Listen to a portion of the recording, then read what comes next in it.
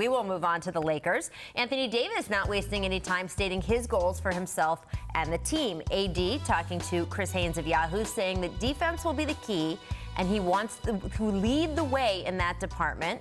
Here is the quote.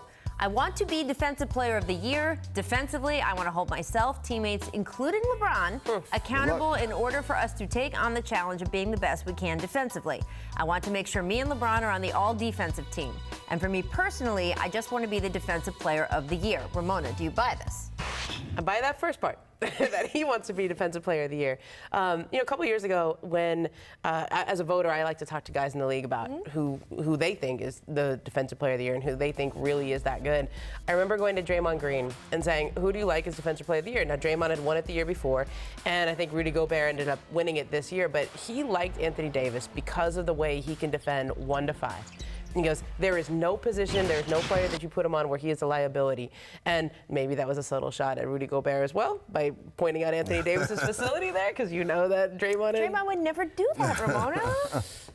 Maybe. But I think that Anthony Davis does have that capability. He always has. He just hasn't been on an elite defensive team where the team defensive stats are worthy of him of him being in that conversation as a contender there. I like that he's putting that on himself. I wonder what that dynamic is going to be with LeBron, though. Is he going to be the younger brother who can hold the LeBron James, who's in that older brother role with him, accountable on defense? And is that even the best thing for the Lakers? Doesn't LeBron need to pace himself? Thank you, because that's the main thing here. And as far as Anthony Davis, clearly he's one of the best defensive players in the league. Clearly he's all defensive team. Y'all ain't right to come in this. This is not okay. But not okay. I wanted to lead with some positives. Okay, let's go right at it. LeBron doesn't defend at a high level during the regular season for a very good reason. It's not because he's lazy. It's not because he's lazy. It's not because he's unfocused. It's not because he doesn't know any better. It's because he's saving his energy for something more important, April, May, and possibly June. So once you take that into account, Anthony Davis, you're tremendous, and you will be an all-defensive team player. But to say, I'm going to get LeBron to play defense in the regular season, that doesn't really make a whole lot of sense, and it's probably not going to happen. And then on top of that, when you talk about him being Defensive Player of the Year, one thing you have to have, you can be a tremendous defender, but your team better be good defensively. The year he finished 3rd in Defensive Player of the Year voting, even though the Pelicans weren't good, they were a top 10 defense in the NBA. And so voters respect that. But if the Lakers come out there, and I don't think they're going to be as good as they were last year when they were 13th. You're talking about 15th, 16th, 17th.